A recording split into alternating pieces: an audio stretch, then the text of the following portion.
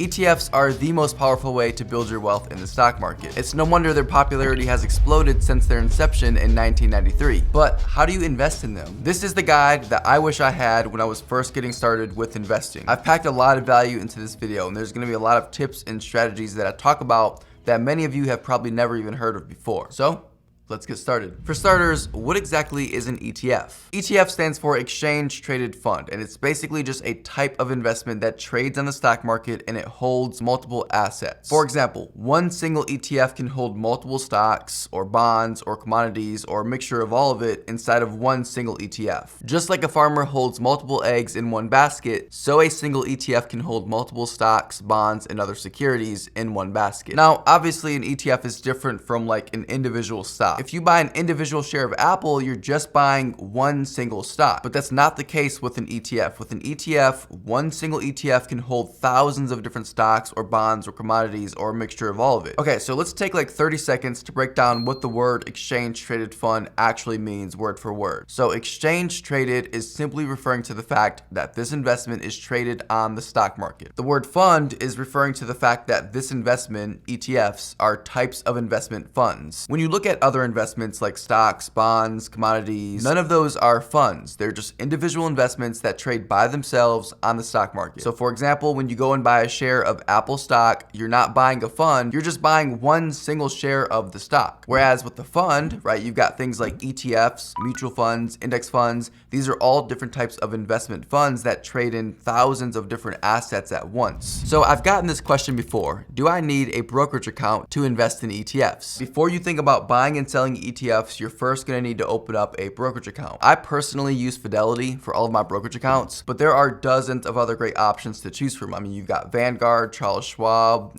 E-Trade, M1 Finance. Now, the most important thing about choosing a broker is actually choosing the account type that you open within the broker. If you're just doing some like general investing for income, or perhaps you're investing to buy a house in the next 5 to 10 years, then it's totally fine to go and open up just a standard individual investment account. If you plan on using ETFs to invest to build your wealth for retirement, then you're going to want to open up some type of retirement account, right? Like a Roth IRA, 401k, SEP IRA, a traditional IRA. There's a ton of different options out there. And in fact, I've actually got a specific video that talks about all of this if you're interested in watching it. But of course, make sure you finish watching this video first. Okay, so how do you decide which ETFs to actually invest in? Like, which ones are the best? Did you know that there are over 2,700 ETFs currently traded on the stock market? 2,700, okay? There's only 3,600 stocks traded on the stock market, which means there's almost the same amount of ETFs trading on the stock market as there are actual stocks. Things can get overwhelming very fast. And so what you need to do as an investor is take this list of 2,700 ETFs and narrow it down to a few select ETFs that are gonna fit your exact investing style and overall objectives. For example, are you investing long-term for retirement, and so you want to focus on ETFs that are going to give you aggressive growth and perhaps even pay some dividends? Or perhaps you're somebody who's approaching retirement, and so you want to invest in less aggressive ETFs, and you even want to consider adding some bond ETFs to your portfolio as well. Deciding what your investment goals are first will be what helps you to figure out which ETFs to invest in that are going to fit your exact goals. A little bit later, I will give you a list of what I believe to be the absolute best ETFs to invest in for a majority of people, depending on your specific investing goals, but more on that later. But right now, you might be asking, how do I find the ETFs that I want to invest in? There are a couple of different ways to do this, okay? But the absolute best way is going to involve a really powerful free tool.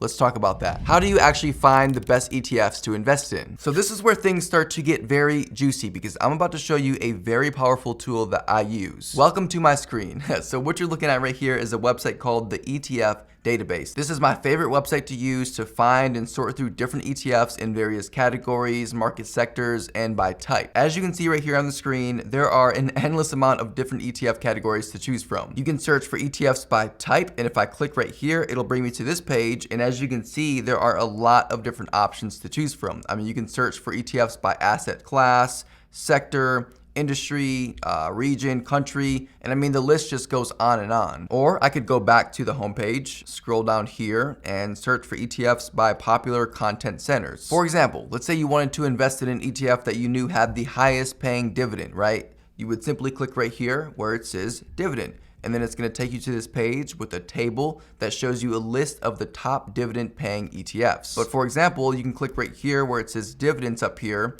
and then click on the dividends column to sort by the annual dividend yield, and then it'll sort that table by dividends that pay the highest annual dividend yield. Or if you wanted to sort by the actual dividend payment itself, click right here on dividend, and then the table is going to adjust and it'll show you the ETFs with the highest paying dividends. So this is all great, but you're probably thinking, Joshua, how do I actually use this website for my specific ETF investing strategy? Well, I'm glad you asked. Let's say that you are in your 50s, right? You are nearing retirement, and so it's time to start taking a less aggressive approach to investing. And so instead of investing 100% of your portfolio into equities, like, stocks, you want to start adding a significant amount of bonds into your portfolio. And oh, look at this, popular ETFs, bonds. If I click on that, this will give you a list of the top bond ETFs to invest in by total assets. And I can tell you right now that AGG and BND are some of the best bond ETFs to invest in. Or maybe you're in your 20s, 30s, and 40s, and so you want to still be very aggressive with your investment portfolio. Well, let's take a look at this list right here, and oh,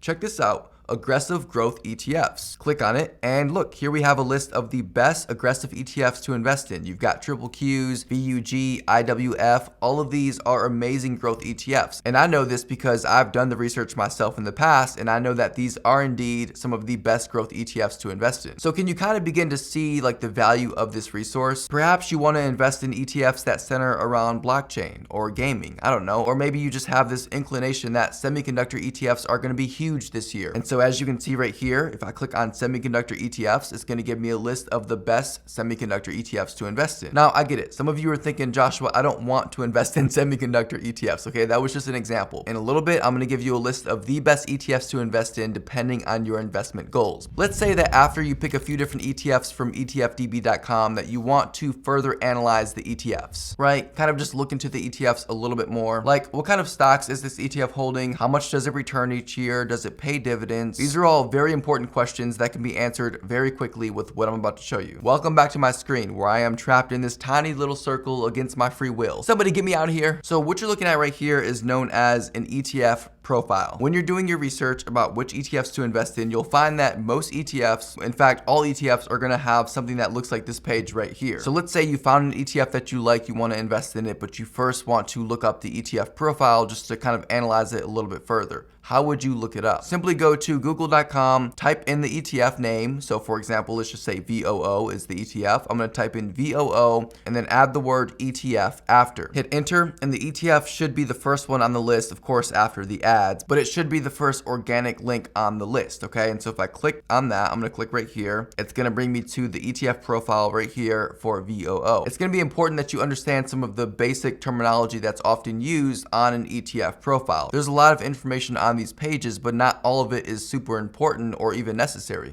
Okay, so let's kind of go through this really quick, right? So this ETF profile, like I said, is for a Vanguard ETF. Now, every ETF for every company, be it iShares or Investco or the Spider ETFs by State Street, each one will have a profile for their specific ETFs, and they're all going to kind of look different, but for the most part, the information on these profiles will be the exact same. Okay, so when I'm doing my research, I'm looking for a few different things. I want to make sure that this ETF actually fits my investment strategy and what I'm trying to accomplish. The first thing that I look at always is this section right here, the summary. This section will tell you exactly what you need to know about the ETF. Let's just really quickly look through these bullet points and kind of read through them. Okay, so the first bullet point says that this ETF invests in stocks in the S&P 500 index, representing 500 of the largest US companies. And so I know immediately that if I invest into this ETF that I will get exposure to 500 of the largest stocks in the US, which is a really good thing. Next bullet point. The goal is to closely track the index's return, which is considered a gauge of overall US stock returns. And so what it's telling me there is that the S&P 500 index is considered a gauge of the overall returns within the US stock market. And so I know that if I invest into this ETF that I am essentially investing into the entire US stock market. Now, technically there are ETFs for this purpose, such as VTI, which is the Vanguard Total Stock Market ETF,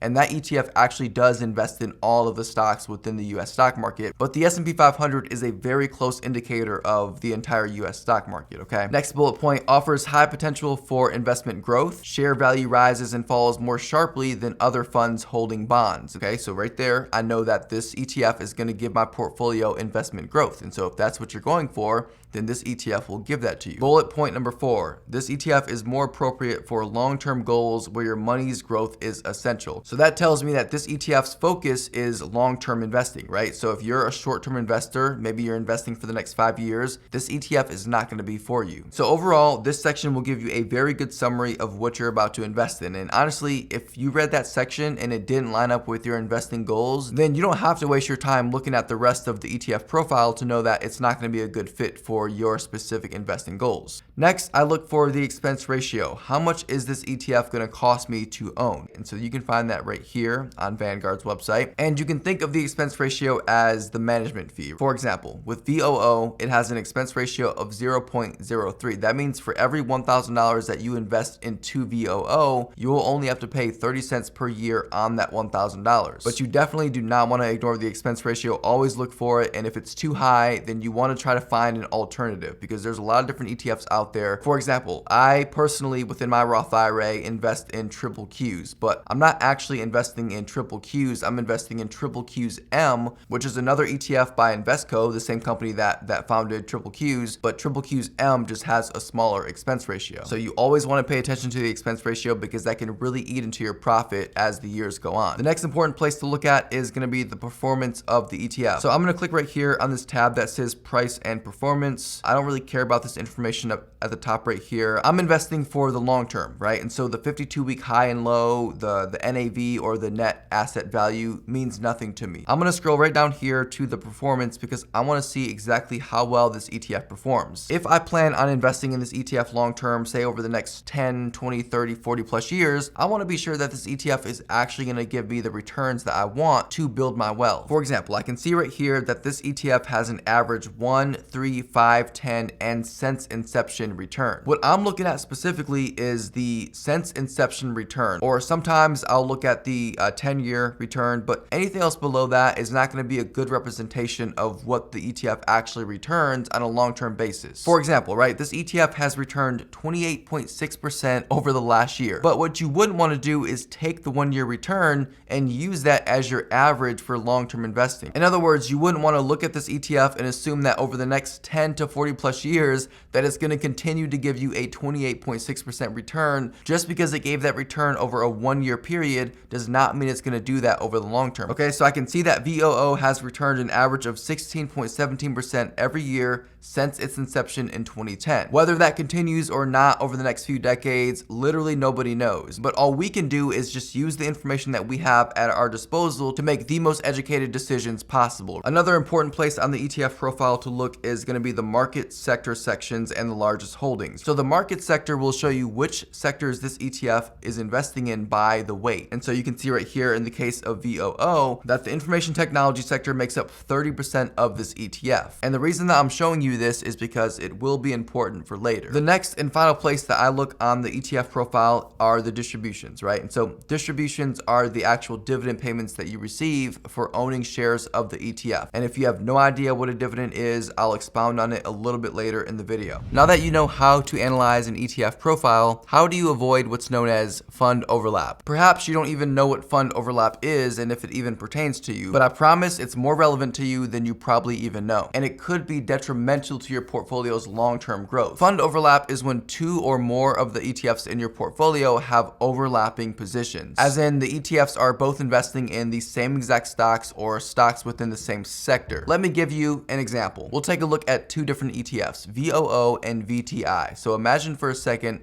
that you're investing in both of these ETFs within your portfolio. Well, it just so happens that 99.4% of the stocks in VOO are also in VTI. And so when you invest in both VOO and VTI, that's a perfect example of fund overlap. Now, you may be thinking to yourself, What's so bad about that? Fund overlap is bad because it reduces the benefits of diversification within your portfolio. Now, diversification sounds complex, but I promise you it's not. It's a strategy that mixes a wide variety of investments within a portfolio to spread out your money as much as possible. For example, instead of going and investing your entire portfolio into Apple stock, you can instead invest in VOO, which is an ETF that invests in the entire S&P 500 index, which contains over 500 stocks, including Apple. Because if your entire portfolio is invested in Apple, then the growth of your portfolio is completely dependent on the growth of Apple. And while that may certainly not seem like a bad idea right now, no one actually knows what the future holds. Apple could literally just close their doors tomorrow and just like that wipe out your entire portfolio. But by investing in ETFs that hold hundreds and even thousands of different stocks, you limit the possibility of dramatic swings up and down and just overall volatility within your portfolio. Now, there is something called portfolio tilt, which is when you purposefully tilt your portfolio into one direction or the other. For example, let's say that you wanted to expose your portfolio to the tech sector of the stock market more than any other sector. Then you would want to invest in multiple ETFs that have overlap in the tech sector. But in general, for most people who want just a good balanced, diversified portfolio that has consistent growth with the least amount of volatility, then portfolio overlap should be avoided. So, how exactly do you avoid portfolio overlap? I want to bring your attention to one of the best tools in my toolbox. It is a free tool that I use personally that I've never shared before, and I am very excited to share it with you guys right now. Welcome to the ETF Research Center. So this is a very comprehensive ETF research website that you can use to compare and analyze basically any ETF. And the one tool on this website that I really want to focus on is this one right here, the fund overlap tool. What this tool shows you is how much fund overlap there is between two different ETFs. And so if we use the example from earlier, VOO and VTI, so I can see that 99.4% of the 511 stocks in VOO are also in VTI, and 13.7% of the 4,114 stocks in VTI are in VOO. Now, you may be thinking to yourself, Joshua, 13.7% of VOO stocks are also in VTI.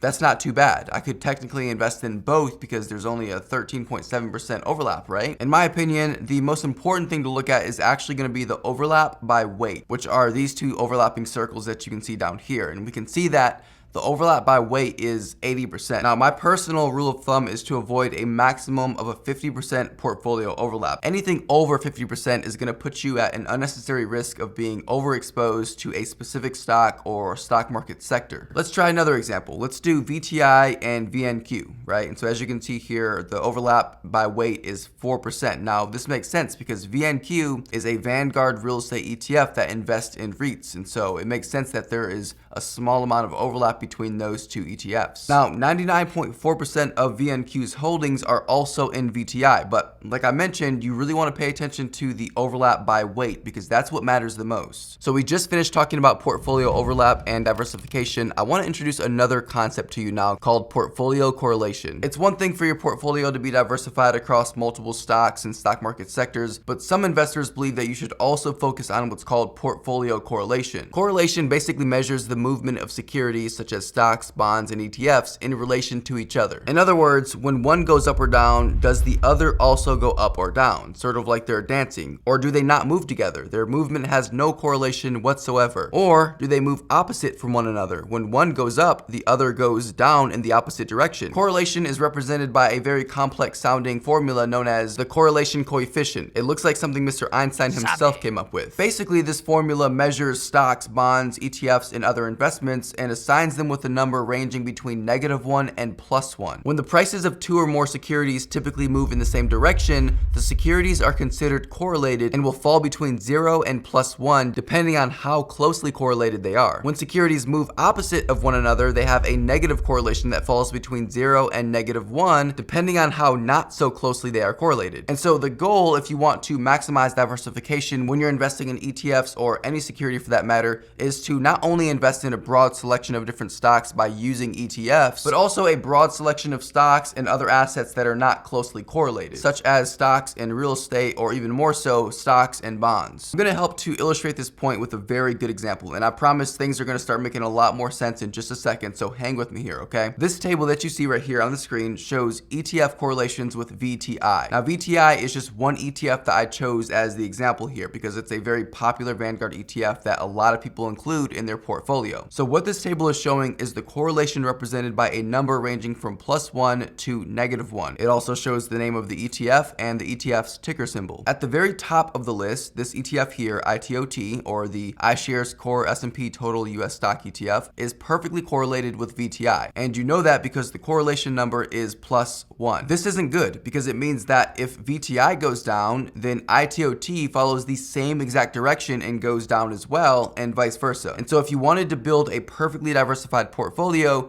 you wouldn't want to include both these ETFs in your portfolio at the same time. So which ETFs should you include in your portfolio then? Well, something that will have less of a correlation, right? And so if I scroll down here on this long list, I'm going to actually look for a real estate ETF because I know that the real estate market will be less correlated with the stock market. Okay, so I found a very popular real estate ETF by Vanguard, VNQ, and as you can see, the correlation is about 0.66, which is not super bad. And that makes sense because in order to have a diversified portfolio, not only are you supposed to invest in multiple stocks in the stock market, but also ideally multiple sectors, but then even more so multiple asset classes in general. And so if you want a diversified portfolio, then you want to try to include real estate, bonds, precious metals, and all the other assets inside of your portfolio in addition to your equities or like your stocks. Now, I am not saying that you have to go out and buy every single asset to add to your portfolio. If your main objective is investing for growth or perhaps dividends, then invest in ETFs that will give you growth or dividends, or both. But if you want to limit your portfolio volatility as much as possible,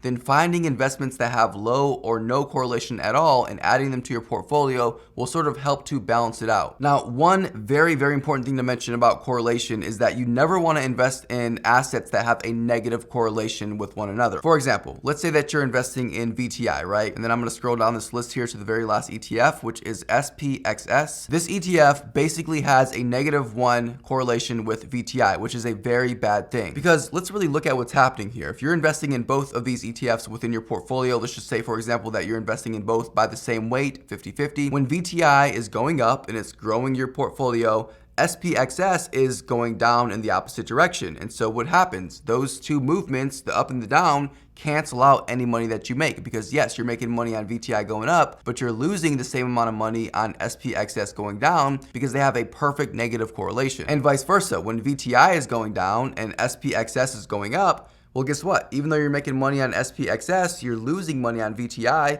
and so the two just cancel each other out. And so what ends up happening is you have a portfolio that's just going straight the whole entire time, and you're never actually growing your money. This article here on ETF.com written by Alan Roth does a very good job of dispelling some of the myths with portfolio correlation. I'll leave a link to this down below if you're interested in reading. Do I personally concern myself with portfolio correlation? No and yes. Right now, no, because I am 100% invested in the stock market with aggressive growth ETFs and dividend ETFs. That's all I'm invested in right now. However, at some point in the near future, I will begin investing in physical real estate like rental properties to further diversify my portfolio, but also to create more passive income. Now, if you wanted to diversify your portfolio, but you didn't want to go out and buy physical real estate, then another really good option is to invest in REITs or ETFs that invest in REITs like Vanguard's VNQ. Or if you're willing to give up some gains, which I'm not, then a bond ETF is going to be your best friend because that's going to allow you to invest in bonds, which tend to have a very negative or low correlation with the stock market. I'd like to take a moment now to talk about ETF dividends and DRIP. DRIP is an acronym for Dividend Reinvestment Plan, and the significance of that will make a lot more sense in just a second. Many of the ETFs that you'll end up investing in will pay some type of dividend, and if you don't know what a dividend is, it's basically when a company pays you money for owning shares of their stock. And if you own an ETF like VTI, which holds over 4,000 stocks, chances are some of those stocks do pay dividends, and you will receive those dividends through the ETF. But the question becomes, when you receive those dividend payments, where exactly do they go? If you choose to do nothing, by default, those dividends are automatically going to be donated to the IRS and their annual Christmas party fund. No, but seriously, the dividends will go into your brokerage account's settlement fund. This is an account that every broker has where money that is not being invested goes to sit and wait. So to avoid this from happening, to avoid having your money just sitting there doing nothing, what you should do is set up a dividend reinvestment plan. And so what happens with the dividend reinvestment plan is that when you earn a dividend through your ETF, that money, that dividend is automatically reinvested back into buying more shares of the ETF. And this cycle of you just constantly reinvesting your dividends back into buying more ETFs, which earn you even more dividends, is where the compound growth begins to happen, which is what creates the exponential growth of your wealth. I'm not going to specifically talk about how to set up DRIP within your broker, but if you simply go to Google, type in the name of your broker with the acronym DRIP after it, you should see a help article pop right up explaining how to set it up. So now that you're an expert at ETF investing, how do you actually buy your first ETF? If you haven't done so already, you're first going to want to set up a free brokerage account with any of the brokers that I've mentioned in this video. Since I know this video is going to be very long already, I'm not going to walk you through how to actually buy an ETF within your brokerage account step by step. However, I've got a couple of different videos on this channel dedicated to investing and buying ETFs. One of those videos is about starting a Roth IRA with $1,000. In that video, I walk you through the entire process of opening up a brokerage account and then investing your first $1,000 or however much you're going to invest